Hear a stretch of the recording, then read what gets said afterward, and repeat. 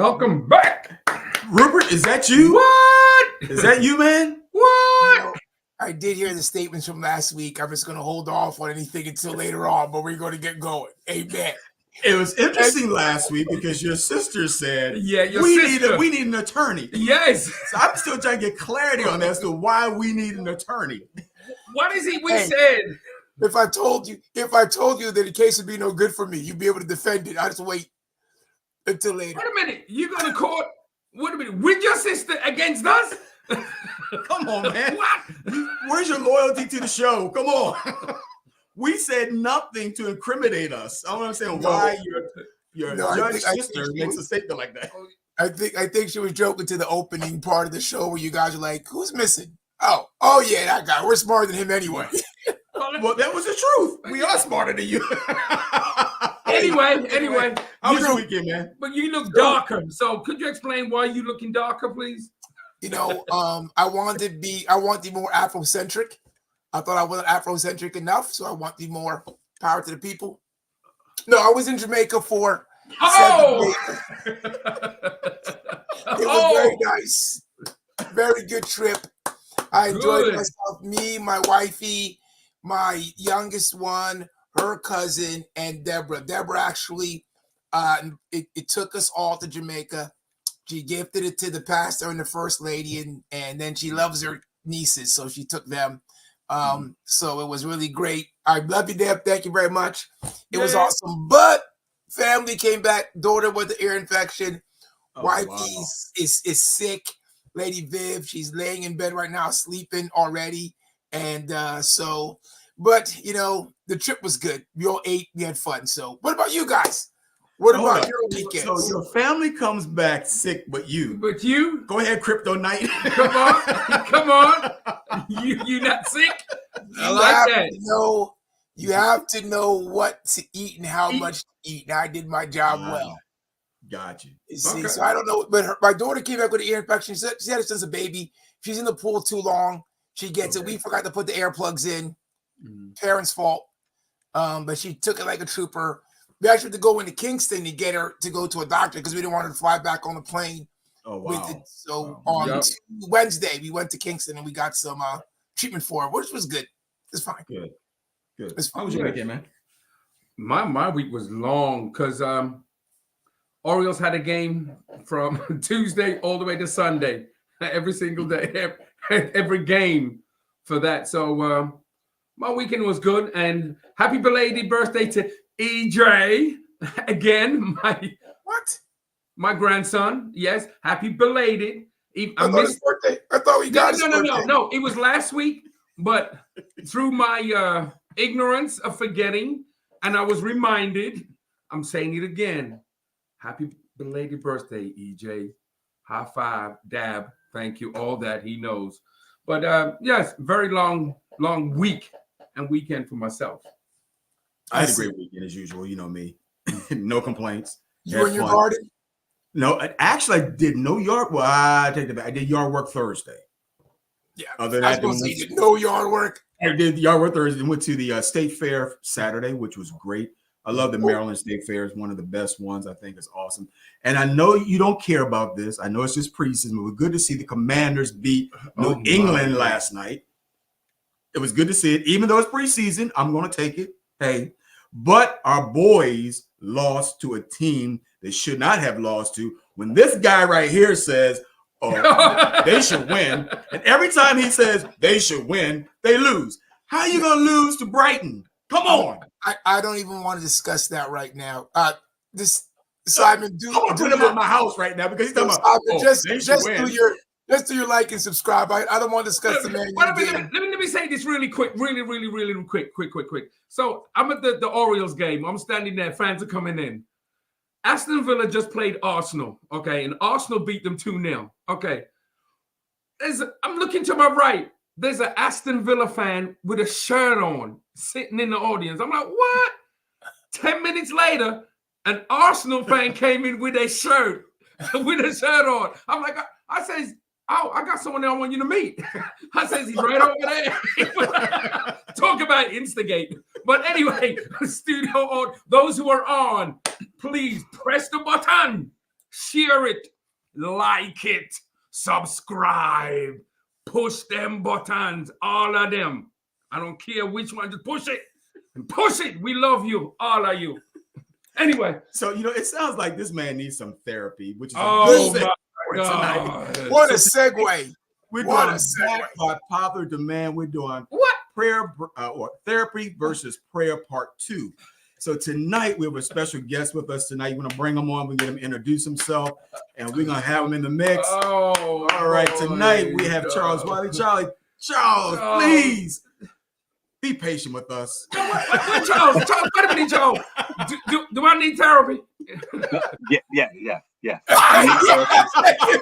Mark, you need therapy. Rupert, thank you, Charles. Need therapy. I know I need therapy. We all need therapy. Oh, thank you. Thank you. We all need therapy. Everybody needs it.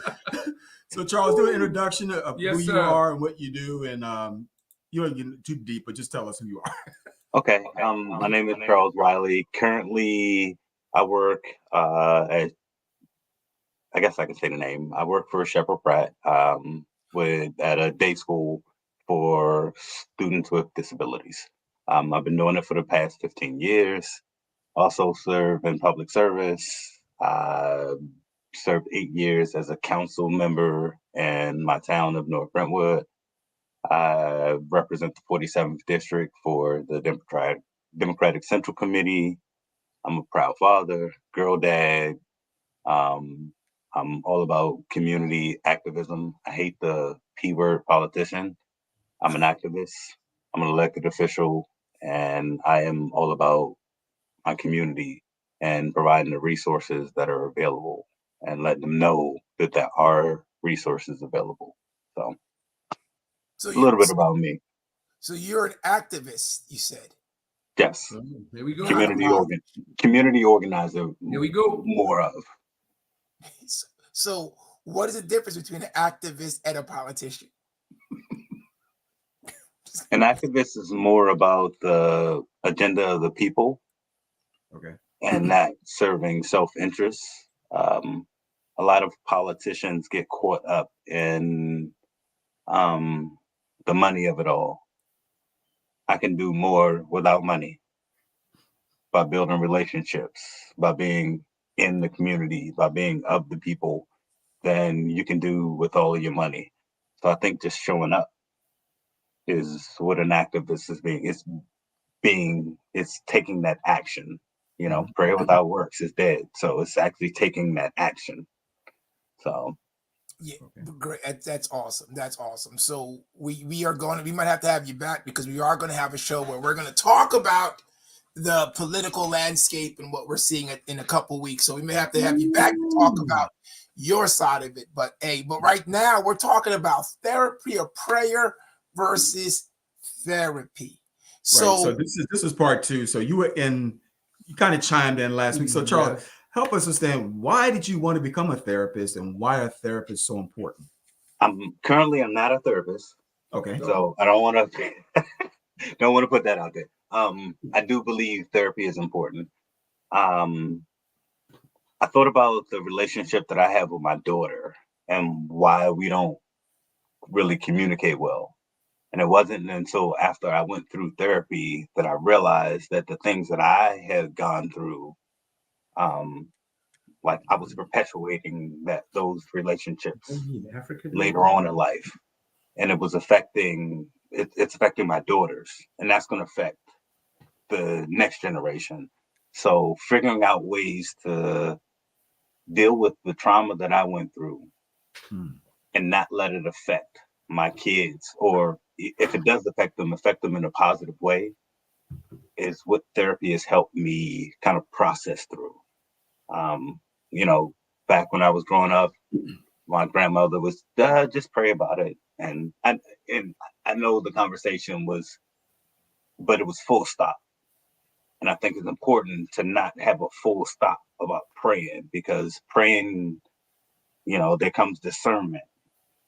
And when you have discernment, you get to different levels of, okay, I know this is what I'm supposed to do.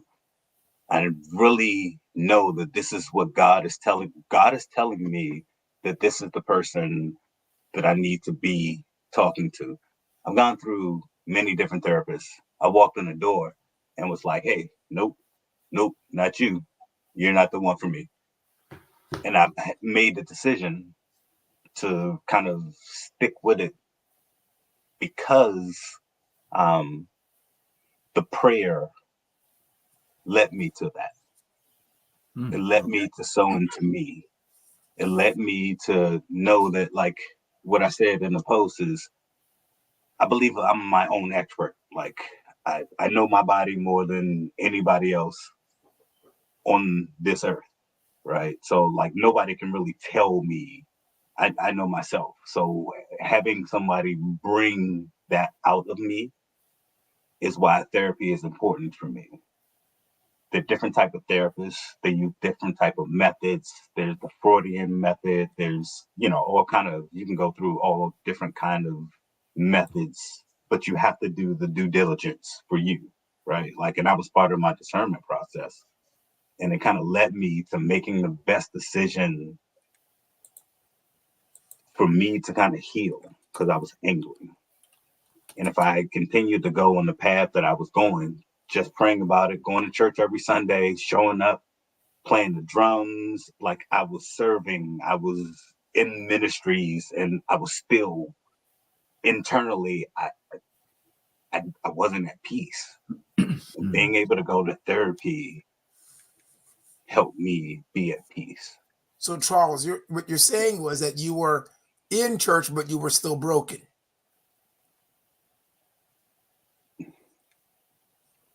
Yes. Okay. So did you ever seek, though, through prayer, did you ever seek saying, I'm going to step up and talk to my pastor or this minister? Did you go through that? I was involved. Yes. I was involved in that, and not just my pastor, but different ministries that were catered, different, I'm gonna just, for lack of a better word to describe it, different brotherhoods. Okay. Different ministry brotherhoods that we have that you can kind of lean on. I was involved in those type of things, and there was still an emptiness. Everybody can say, I went through the same thing, but no, you didn't. You really haven't gone through. Nobody has lived the life that I lived. Like nobody has the personal life experiences that I have. You could have gone through something that was similar in facts, right? But like the relationships are different.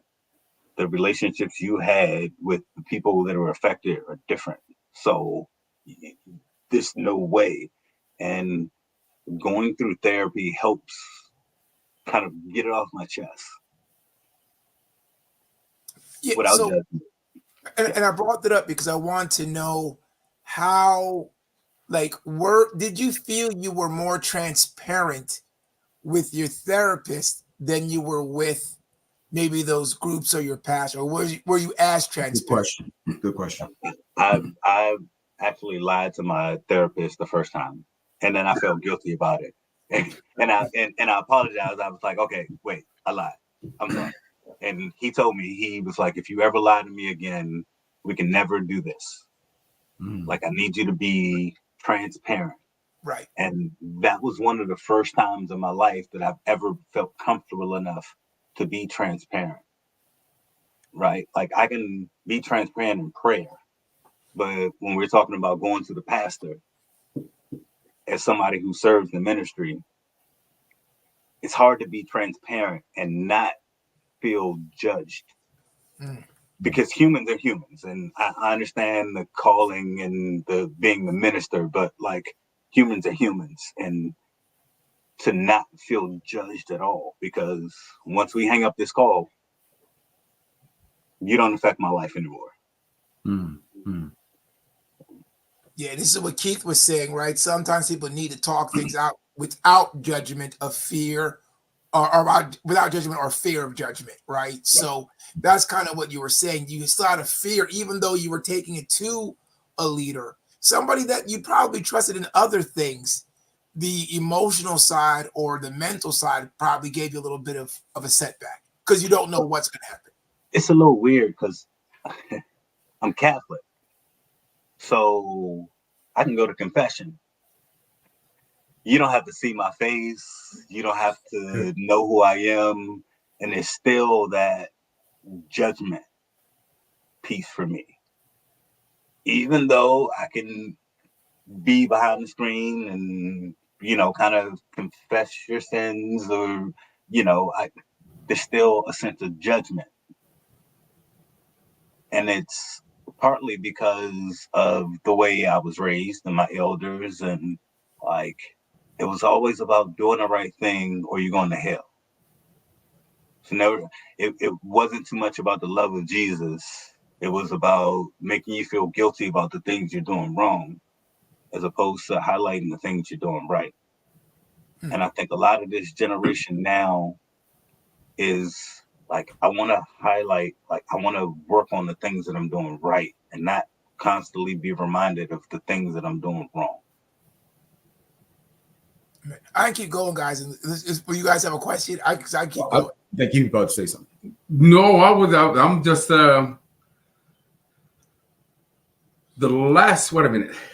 The last statement. She said, "This generation." Yeah. Okay. This generation. They always want to be reminded of the things they do right, and not what they do wrong.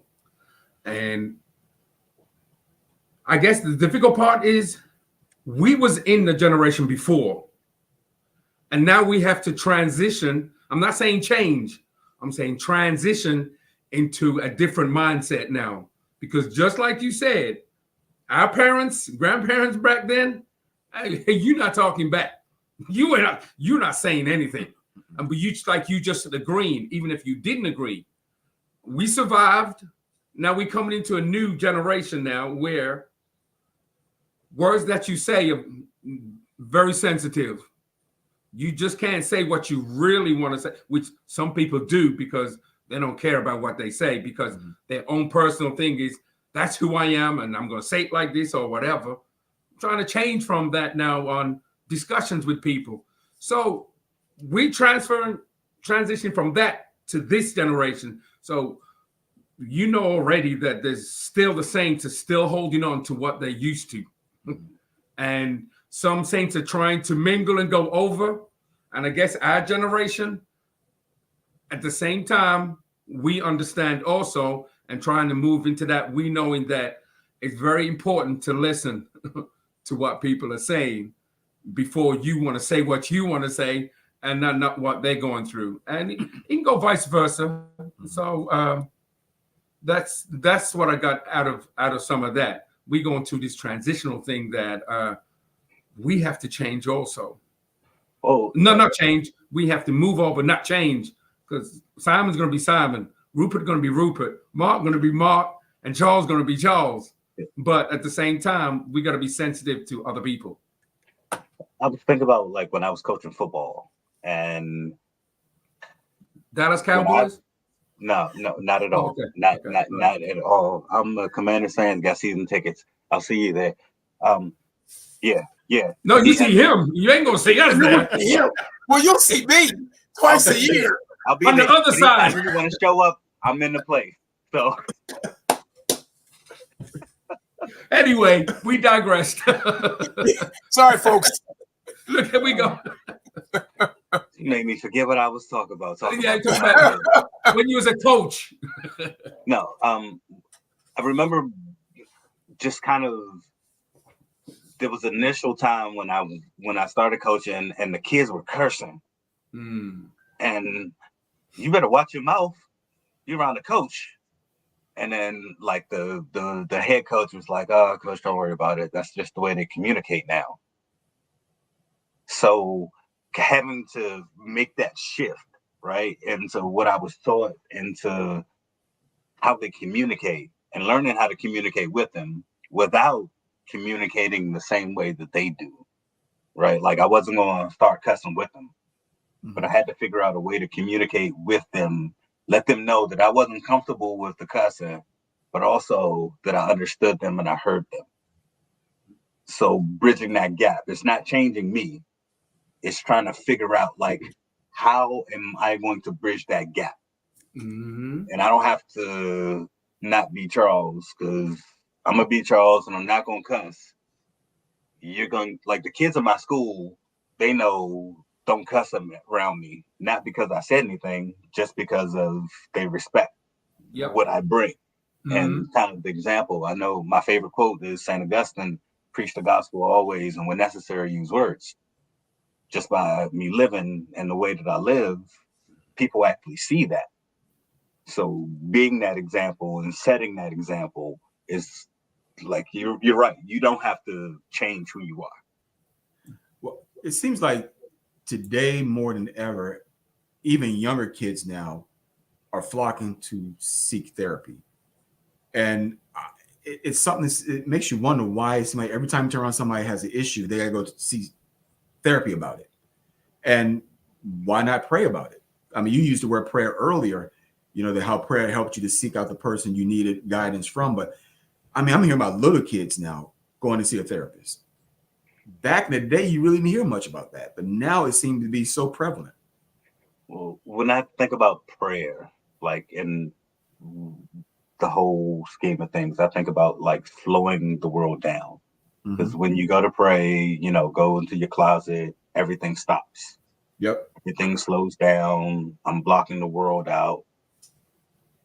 In today's society, it's almost impossible to block the world out because of the cell phones and the social media and the fast pace, everything that is pumped into their brain. Like, they're used to kind of fast pace.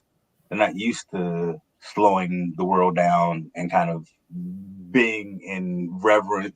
They don't know what reverence is.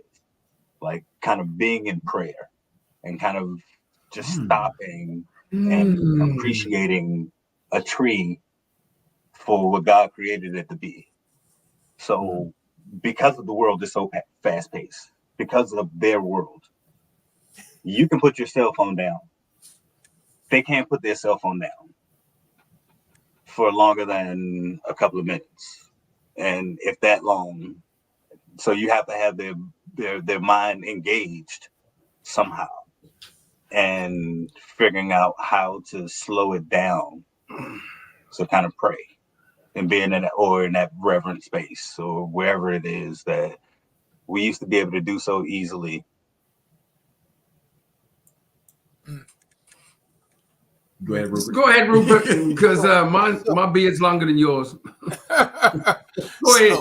So you're making some great points, but then I have to reflect on this is not an issue then between does prayer work versus do those who are seeking after more than just prayer don't understand how prayer works, right? Because prayer is a therapist. It is a different kind, right? And I think a lot of times this is where I put Benita's thought, right? Is therapy cannot replace God or a prayer life. And I don't think you're saying that it replaces it. I think what you're saying is it fills a void. Prayer is needed, but it fills a void. What I'm kind of saying is that that void is only there because those that are seeking something either didn't fully understand that prayer is not just me praying to God, but it's also me listening to God as you did to find a therapist, but he would also have helped you get through the situation. And I say that not by just throwing out something out there. I'm saying that because I've known through experience my own and others who have prayed and had certain things that they had it locked in their life and they got through it because they listened to God and they followed his instruction. And I think that this generation that we have here sometimes have not been taught, or the leaders, because I don't want to put it on people all the time. Sometimes leadership has not done a good job of helping them through it. Like you said, you're Catholic, we're Apostolic Pentecostals, and the person who sits across from my desk sees me, I see them. So when I speak with them about certain things, I have to understand there is more that I might not be able to handle, but handle what I can. But there may be some things I cannot handle. And I cannot pretend as if whatever I say is directly from God and it's going to help you. Because when it doesn't, then I'm the one in the big trouble. So I try to direct my answers to help them, but also to help them seek what it is that brought them there. So I do take that conversation to a therapeutic motions, but there's a place where I have not been trained to go to where that person may need help, right? And I think that's an important point, because one thing we have not mentioned is mental illness, right? Like, and the impact of the neurodiverse brain and, you know, everything that goes along with that. And like you said, as a pastor, if you're not studied on that, you have to go to somebody who's studied on those. Like, I've worked with kids with schizophrenia, like the whole gamut. And you see these people and they look rational. And then the decisions that they make, you're like, that wasn't rational, right? Like, so taking that into consideration, because that's therapy helps that also. And there's so many people now, now that I know more about mental disabilities, there's so many people now that aren't diagnosed with all kind of stuff. Like back in the day, they would say he'd like to run around, he had ants in his pants. Those are kids who have ADHD, right? And I've seen them not be able to sit down. And people are like, oh no, he's just bad. Why don't he just sit him down? And I watched them. They can't sit down for 2 or 3 minutes at a time. It's not something that they can control. So keeping that into the conversation when we talk about therapy, the versus thing kind of bothers me. I would love for it to be therapy and prayer, or prayer and therapy, or discernment through therapy, because that's inclusive and it's not kind of divisive, like making people choose a side. We are. No, just joking. Yeah, I know. I heard you before. It's this or that. No. Just before this question, I mean, okay, I'll read this one. Just before the push the buttons, I'll do the push the buttons, then the questions. Okay, beautiful. Those folks who, No, I didn't say nothing. Go ahead. those folks who are watching, who are listening, continue to push the button, please. This 30 minutes went really quick for me. Push the button, subscribe. This is a great topic. We can even have more about these topics in later dates, but push the button, subscribe, and share it. Just keep sharing with everybody. As we do that, I'll read this too. You definitely need to pray, but I find it's good to have that one person you can share anything you might go through. So my question is then, because you have that one friend, and that one friend is not a therapist. And then you have a therapist. And yeah, I see you shaking your head, but this is a digressing question where we're going to pump this. So I'll just say, Mark is my friend, and he knows a lot about me, and I know a lot about someone else.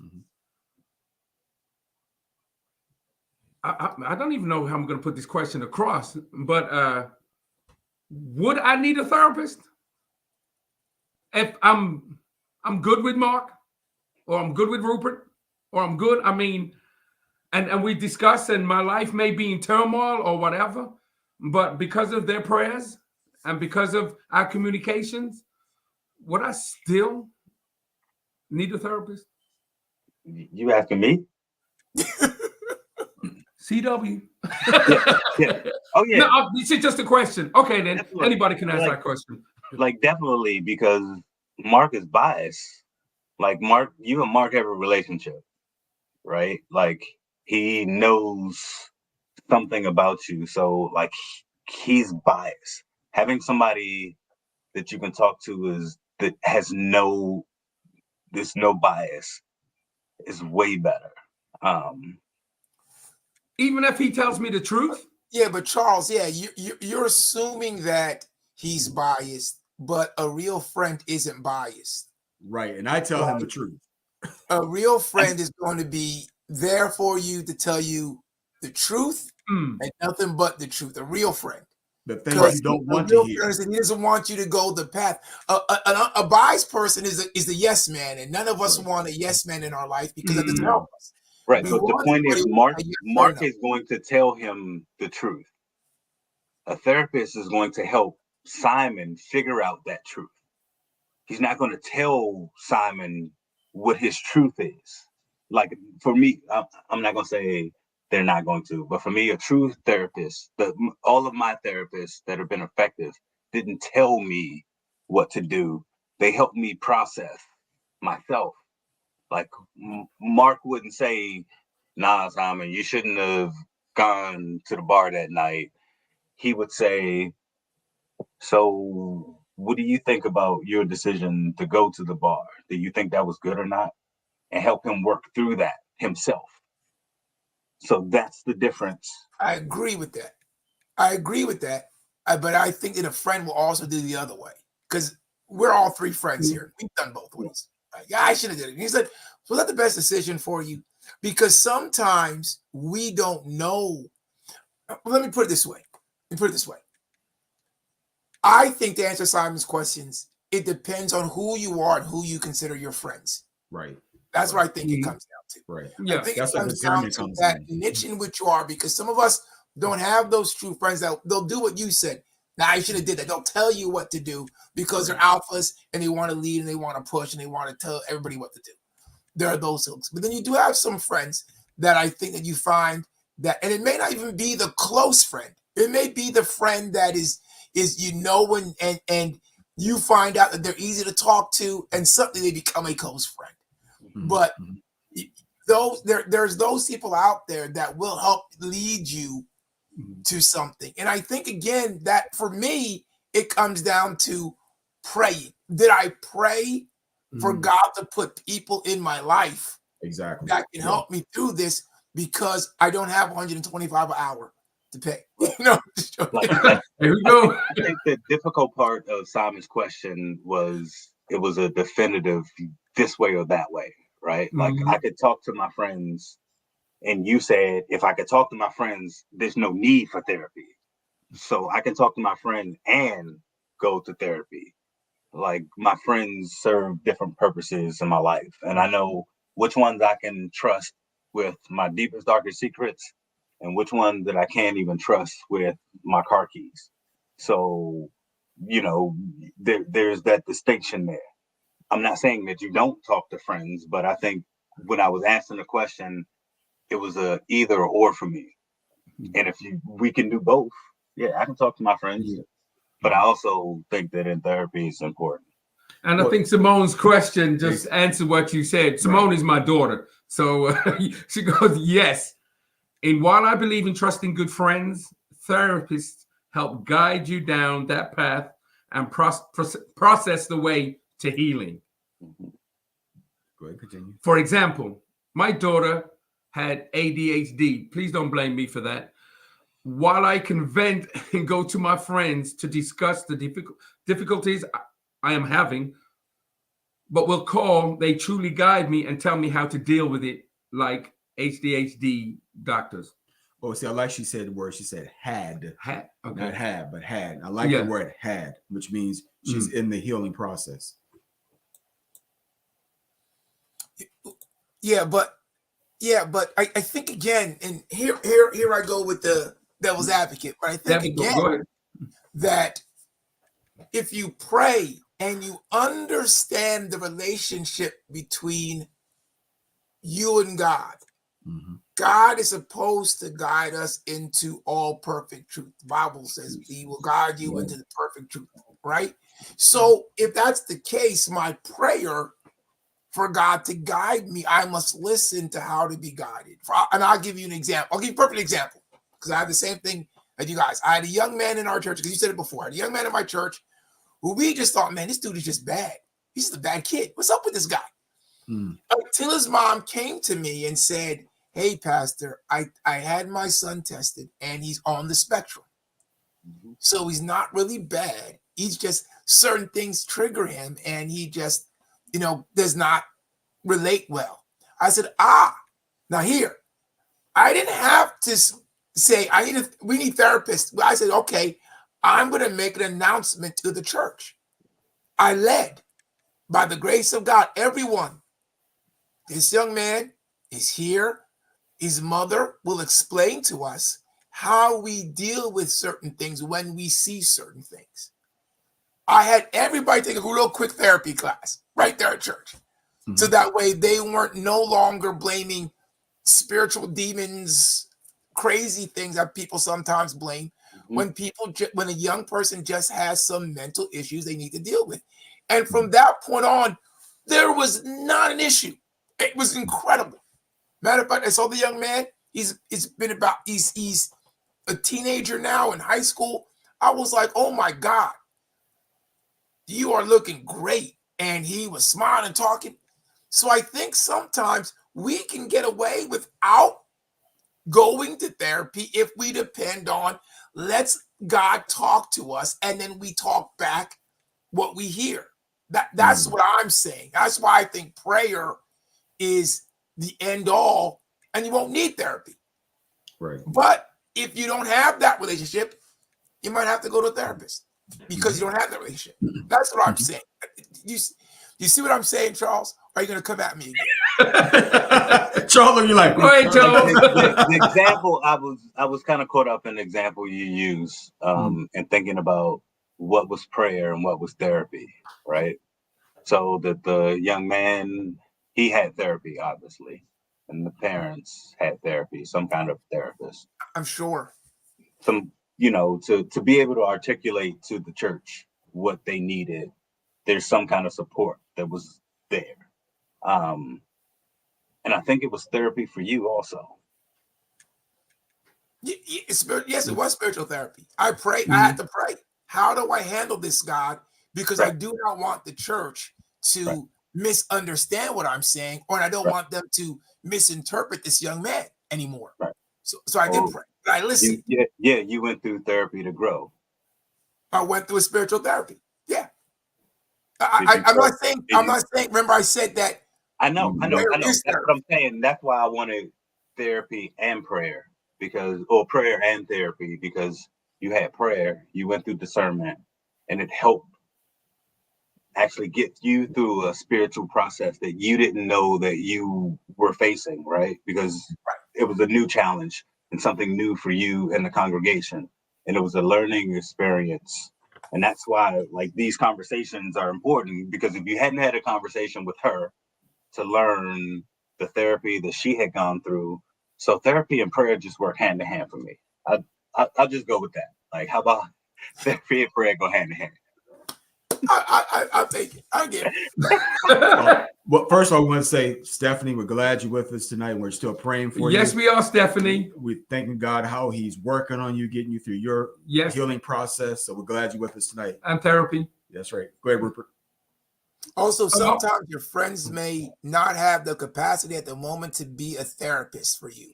So prayer and therapist is helpful for those moments. Amen. Yeah. So just to clarify, I wasn't saying that the friends was my therapist. I'm not saying that we was friends. I just put that question out so all these questions and answers could come out. I'm not saying that Mark is my therapist or my friend. No, you're not. I thought you gave me 125 earlier. No, I didn't. Anyway, I didn't know I didn't. I need gas money. All right, 150 then to get home. But I understand all the questions and everything that's coming out. The friends, the therapist, the prayer. We understand all that. We just giving out questions, and we don't have the answers. No facts. We just giving our opinions. And this is a great subject, like Charles was saying. If we don't talk about it, people not gonna know. So, and that's. Can I just kind of speak on that 125 real quick? Because I do remember that from the last. Yes, that was a point that was brought up. There are several programs that people can get therapy that doesn't cost $125. If you have a job and have an EAP program associated with your benefits, you can get 4 free sessions with the mental health therapist. and then you would have to pay your co-pays after that if you wanted to continue, but at least start you. So because of the pandemic and mental health being an enormous topic, there have been several nonprofits that have popped up that are doing mental health that are cheaper than $125 per session. So I just don't want the therapy to get a bad rap, thinking everybody got to come out of pocket with $125, because sometimes it's not that expensive. A lot of times it's not that expensive. And if you contact your local congressmen and senators and get on their newsletters, you can get the information for those programs that they have. There's that activist in you coming through like a tribe. There's that activist. That activist came in strong. There you go. There you go. There you go. It's not 125, but it's 150. But Miss Miller says she's watching. Ms. Miller says she's watching, Maisie Miller. So we thank you for coming on our show. Appreciate you. That's my sister. Hey, sis, watching. Hey, all right. Huh? Maisie Miller is my sister. I have more than one sister. You can have more than one sibling. But we only know of the one. Of one. And we apologize, Maisie. And what we're going to do. You know this one, too. You've seen her many a time. She's been on vacation many a time. We apologize. Charge to the head, not to the heart. Because if I'd have known that. Hold on. Do you know Nicole Miller? Yeah. Yes. Yeah, that's her mother. Oh. And Nicole Miller is my what? This is from me. This is from me, Maisie. Look, if we'd have known, we would have had prayer on the parking lot that this was your brother. Okay? So we would have had plenty prayer. I love you, Maisie. I'm just anyway. Welcome. Welcome. Thank you. Okay. Well, Keith says some people have a relationship and a prayer life, but they need someone help to help us understand how to think about even our own thoughts. Yeah. Oh, and he said from trauma. From trauma. Okay. Yeah, I mean, that sounds good, Keith. Yeah. Let me be a Pentecostal preacher from 50 years ago. Go ahead, that sounds good, my brother. Amen. But if Jesus can't fix it, nobody can. No, but no, I think that's a true point. You skipped one. You skipped one. How you skip your sister? I went to the other sister. Hold on. Oh. No, we want this sister. We want this sister. Hey, Deborah, how are you? Yes. And Deborah, we do not need an attorney. No, we don't. Please. We need one, Deborah. Don't send me no bill. And she says, isn't it true that God answers prayer by sending us to therapy? Well, that goes back to what we stated earlier, that spirit of discernment. If you're praying, and if God tells you to go to someone, then by all means. But if God didn't say go, then I don't know. I'm going to be the preacher, Pentecostal preacher 50 years ago. Okay. Did Jesus send anybody to therapy? Did Paul go to therapy? Did David go to therapy? No.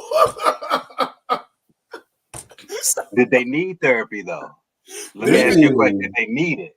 David did. Okay, see? David so why not have it available? But he went to Jesus. He went to the therapist. The therapist. Jesus sent him Nathan, and Nathan told him what he did. Oh, hallelujah. Come on, preach. And poor Jonah, he couldn't find a therapist. They just threw him off the boat. The whale took care of him. God put him in a well for 3 days, and boy, you're going to put this out of you till you get it right. That's right. Go to Nineveh, do like I told you. You got free food, yo. All right. Now Macy's back. Go ahead. Prayer is a powerful weapon, but therapy can be excellent therapy. Yes. Why are my sisters going against me today? They're supposed to be on my side. I don't know. You traumatized. I need to come back more often. Yeah. Do I need to show up more often? Yes, sir. I think so. But to be in all honesty, right? In all honesty, I think therapy, I like what Deborah said, because sometimes God will point you to therapy. What I'm asking is to everybody listening and to those here on that are with me on this session, can we do without it though? If we get to a point where our prayer life is at the optimum that we can have with God, do we still need therapy? That's my question. Well, that's a good question. The challenge is getting to that place in God to alleviate that process. But right now, it's not happening. But isn't that also to the statement I made earlier, or that we've talked about earlier, is that the last generation will tend to use more prayer than therapy than this generation? You hear what I'm saying? Yeah, I mean, each generation is just different. Yeah, use generation before us, right? Yes, generation before us. So my question for you would be like, how do we measure this, right? Like, what's enough prayer? Because prayer for my ancestors look way different than prayer for the people now that are living right now. So how do we measure this? How do we kind of put it in front of people and make it quantitative? Because if not, it's just opinion. It's just perspective. It's just what you grew up on versus what I grew up on. You know what I mean? Like, how do we actually quantify that? Yeah, that's a great point. And I would give my thought. I'm not saying it's correct. I'm saying this is my thought. Is that number one is we have to change our mindset, thinking that something supplements God. I think that the reason why we do what we do is because we have insurance, right? Generations before us that didn't have insurance, they had to pray. They had no other choice. Right. And they got deep in prayer with God, and God moved on their behalf. We, even in this country, in the United States versus Africa, prayer is different, right? And because we have the ability to say, oh, I can do this on my own, then we have a separation. I think that we have to get back to understanding that even though we have the ability to do something, doesn't mean that it supplements the power and the love of God and having that close life. Unfortunately, Christianity, we probably pray the least out of all other religions. Buddhists, Muslims, they have their set time to pray and they do it. But is their prayer effective? I'm not saying it is. We don't know. I'm not saying it isn't, but I'm just saying their mindset is, I need to do this. We have to begin to have that mindset. I need to do this. Exactly. I don't know about you guys, but prayer service is the small service I have during the week, right? If we call for prayer service, at least 1 people. Sunday, where we can be, get a 50, 80, 70, 90, 200, whatever you have the size of your church. But you have Tuesday night prayer, you get a quarter, not even a quarter, a fifth of that. And that's because prayer is not as important to them as it should be. That's why that's what I'm saying. That's how we lose the quantification. We don't put it to that level. Prayer should be number one in my book. But again, that's my thought. You guys can give yours. I agree with that. Can I ask you a question just for clarification? Is prayer the same thing as praise? No. Two separate things. Okay, so no, we can't. Worship and praise is different from prayer, right? Worship and praise is admiring and honoring and blessing the Lord. Okay. Through however purpose, the ends, singing, whatever you want to do. Prayer is having a communication session with our God, right? So I am not. There's not about praise. Even if the Lord's Prayer starts with give him praise, then it gets into the conversation, right? Okay, I have a question that I'll kind of save till the next time y'all invite me. If y'all invite me back. We're inviting you back. Definitely will have you back. What? Okay. Oh, thanks, Sharon. I love you too. Are we her therapist? Oh, we love you, Sharon. Thank you. We do. We do, Sharon. Always love 24/7, 365. Yes, we do. You know, Sharon. I'll make sure I hug you when I see you at church. Here come. The next question is from my son now. Now, this is deep. Do you think lack of therapy helped? I can't even say the word, contributed to the unknown generational issues. Yeah. Yeah, I think Charles said it, right? Charles talked about how the generations, there's different, even the language that we speak, right? So I just said it, right? Because there's not dependence on God anymore, and there's a dependence more on other things, not just therapy, but other things, right? That there is that generational gap because the generation before us is looking at God, right? The mothers of the church, if you talk to about most, not all, but 95% of the mothers of the church, you talk to them about therapy, they're going to say, Jesus is my therapist, baby. That's what they're going to say, right? So that is who they know. And it has caused a rift because we don't talk this. This is what Charles was saying. We don't talk the same language, right? So we have to learn how to talk that language, but still be ourselves, be who we are, but understand that they're looking at something different, and we need to speak to what they're looking for. Help guide them. Yes, pray. Yes, go to your therapist, but do not forget that when you pray, ask God how and who to deal with in your therapy, right? Until you get it onto your own. But it's interesting you said the thing about language, because last week we were talking with Holly, and she was saying the language that the kids use today, of course, is completely different from how we talk. And she was funny. It was like, I guess you need to have a new acronym.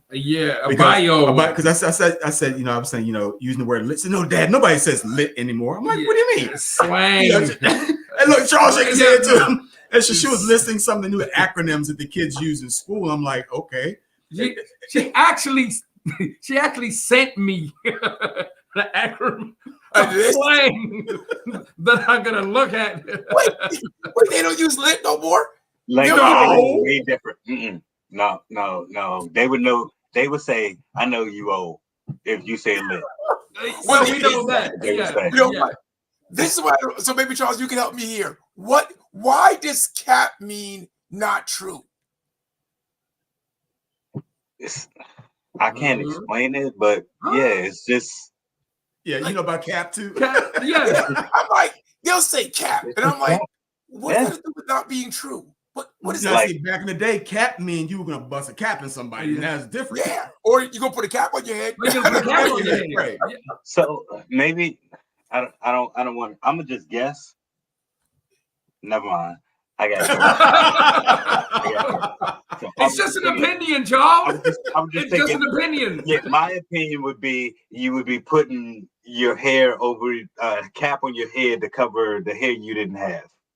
Oh. So like fake being cap. You put a cap on because you got no sense. You bald. Yeah. Like fake it. I don't know. I'm gonna ask my 19-year-old, and I'll let her tell me what cap means. So she'll laugh at me for my response. Oh man! Wow, the questions are still coming. We got a few more minutes left. Wow. Okay. If our prayer life is optimum, we would need. I think she meant we would not need doctors, nurses like my sister, lawyers like Deborah, or pastors. You still would need pastors. We're under shepherds. Don't try to get me out of a job. So I'm gonna read what my lovely wife said. I think we already addressed it. Says, do you think this generation is leaning more towards therapy and praying less to God? That basically talk we were saying a few moments ago, because each generation seems to be separating themselves further from God. But I think that define like your definition of praying, because my definition of praying isn't the same thing as my great grandmother's definition of praying. My great grandmother's definition of praying was going in the closet and kind of getting in the war room or whatever. My definition of praying is while I'm on my way to work, I'm listening to some music and I'm praying for my family and kind of going through. That doesn't diminish the value of that prayer. It could be me crying when I hear a song, thinking about my brother that just went through some stuff or whatever. Like, so that doesn't diminish the prayer and how powerful and impactful that is. It just redefines what it looks like. And just because it's different doesn't mean it's not there. But my question is then, because I know he's going to say something too, but your grandmother, I guess, had spent the time in her closet right to pray. Right. Now, I understand what you say. We go in that car, but why can't we find the time, even just in your car, pull over and just pray? Have that undivided Or attention. you go to your job and go somewhere and for 2, 3, 4 minutes, just clear pray, and not just what you hear on the radio, just to, I'm not saying make you feel good, but you can remember the words or whatever. But what you were saying before, your grandmother spent that time to stop and pray. And so that's my thing. So, yeah. I'm going to tell you what, because I don't sit still often, right? Like I can only sit down for 20 or 30 minutes at a time. I believe I have ADHD. I'm one of those that's not diagnosed at my job. They say, do you ever sit down? Like you're always on the go, right? So going into that closet for 30 minutes and meditating, my brain is not up for that. So I have to figure out a way that works for me and my brain, whether it be listening to the Bible app. Like, no, I can't go to the Bible and sit there and read the pages. So I listen to the Bible app and I listen to the dramatized version so I can hear the horses and the chariots coming in when they're chasing Jesus. Like, I like doing that. That doesn't mean that it isn't as powerful or it doesn't speak to God the same way that 1 minute. Sorry. Yeah. I'm sorry. 1 minute. Oh my gosh. I forgot to tell you I can talk. Go ahead. What happened to this? No, Charles. I didn't mean to cut you off. We have 1 minute, 30 seconds. I was done. No, I was done. No, I'm you sure was therapists good. need not more help than Anita's saying therapists needs help too, as much as we do. Yes. Sorry, man, if our prayer not, I'd hate. Debbie's just correcting her sentences. Yeah, Okay. No, Lit is out. I tried to tell you. She's we understood that. We understood that. Yeah. So look, Charles. I'm gonna bring Lit back. Yeah, we can do This that next session show. was lit. This show was lit tonight. That's right, it was lit. We ain't gonna put no cap on. That's right. Yeah. You heard? No cap. You heard? No cap. And then you said it wrong. You said Stick around. it's no cap. Charles, thank you, sir. Hey, Charles, stick around after the show. We're gonna do some more stuff, but thank you guys and be with us next week. Next week we might not be Labor Day. It might be a repeat. We're not sure. Stay tuned. But if not, you'll still hear us say you're welcome. You're welcome. You're welcome. No. What was he doing? Hey, they were late, Charles. Not my bad. Peace out, people. Peace. Love y'all. Love y'all.